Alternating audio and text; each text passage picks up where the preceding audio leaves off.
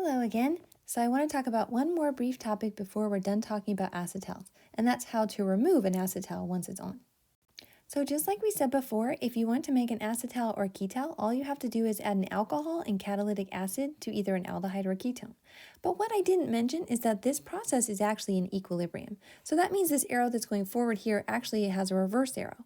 What's pushing this reaction forward is if you add plenty of alcohol, that will push the reaction forward. Of course, we also want to remember that one of the byproducts of this reaction is water. So when we're trying to get rid of the oxygen from the carbonyl, it's actually going to form water over here as a byproduct. The cool thing about this process, though, is that you can also use the reverse process and push the equilibrium the other direction if you want to remove the acetal later on.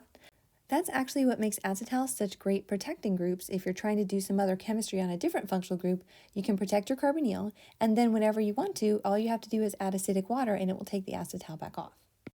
You'll also see the reverse process in biochemistry. Whenever you have a sugar that goes to the closed cyclic form, it's forming a hemiacetal. But it can also open back up and form the straight chain version again at any time. And so the way that it does that is through acidic conditions with water. So let's look at the reaction that makes all these things happen. So here's the reaction that would do this process. As you can see, it's exactly the opposite of what we had before. So here's the reaction that we had before down below, and then you can see it's exactly the opposite. As it turns out, the mechanism is actually going to be the exact opposite as well. It goes through the same process, but it's just going to be adding the water instead of taking the water away. And now we're going to make the ORs the leaving group instead of the addition nucleophile. So we can look at that. So in the previous video, I showed you how to make an acetal and the mechanism. And remember, it involved 6 different steps, and we combined a proton on, proton off step. So this one's going to be the same. It's just going to be the opposite direction. But if you look at all the intermediates, they're actually kind of the same. They're just, in a different order. So you can go back and review that later, but let's show you what the mechanism is now. So for this one, we're actually not starting with the double bond O, so we're going to have to do it a little bit differently to start with. We know what we want to leave is these OR groups, right? So dot, dot, dot there. So to make them leave, we're actually going to make a better leaving group as the first step. So what can we do to make something a better leaving group? That's right, because we're in acidic conditions, we can protonate it. So the O on one of these oxygens can be the nucleophile. It doesn't matter which one you take out first, so either one. I'm going to use this one, and then that's going to attack an H+. So then if I draw the product of that down here, it should look like this. All right, so now that I made a better leaving group, we know that normally the next step for this process should be the leaving group leaves, right? So to make the leaving group leave, we'll draw this arrow here, and then we're going to have these lone pairs come down to make a double bond O. This is just what we did in the previous reaction about halfway through the mechanism, so hopefully that looks kind of familiar. So if we draw the product of that, we're going to draw all the carbon structure, then the double bond O, and then remember we have that ethyl group on there, like that. And then where would our positive be? Right, it's going to be on the O. So now we have a good electrophile because it's got a double bond and it's got that O+. And so that's going to be attacked by a nucleophile. And in this case, our nucleophile that's going to be in abundance is going to be the water. We have a little bit of ethanol that just left, but everything else is going to be water. We'll have tons of that to push the equilibrium forward. So water is going to be our nucleophile, and that's going to attack at the carbonyl. And then what's our other arrow? Right, it's going to be the double bond going up to the O.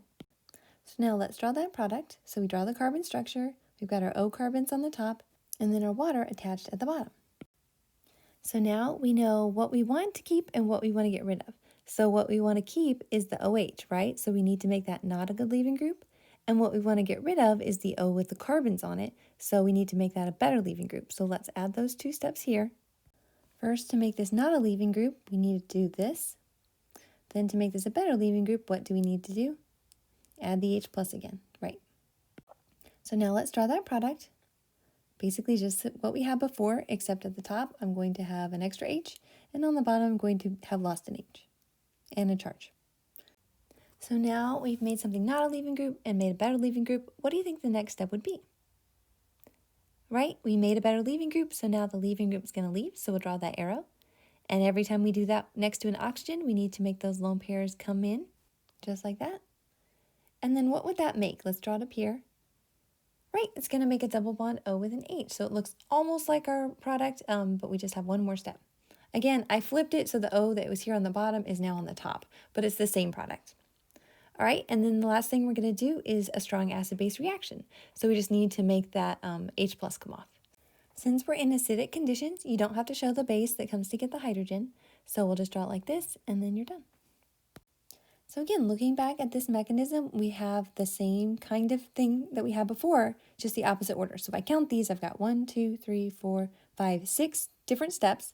But then obviously I'm combining the one where I made a better leaving group and made one not a leaving group. That part was combined down here. But otherwise, it's the same process, the same intermediates. It's just the arrows are different because everything's going in a different direction. So I didn't go into as much detail as I normally would for this kind of mechanism because we did one that was so similar. So if that doesn't look familiar or you're feeling a little bit lost, go back and make sure you watch that video, the one right before this, about making the acetal. And hopefully that will clear up a lot of issues. But if not, just make sure to ask me. All right, so now we're totally done with acetals. We didn't have to rush anything. You didn't have to figure out anything else on your own. Normally, I'd make you do that last mechanism to try on your own, but that's okay. Now we have a video just in case you need it. So hopefully this was helpful. Make sure you practice this. Go through the mechanisms more than one time because they are a little bit long. So make sure you practice those before the exam. And then hopefully that makes sense. But just if you have any questions, let me know. Definitely try those activities. And I hope you all have a wonderful day.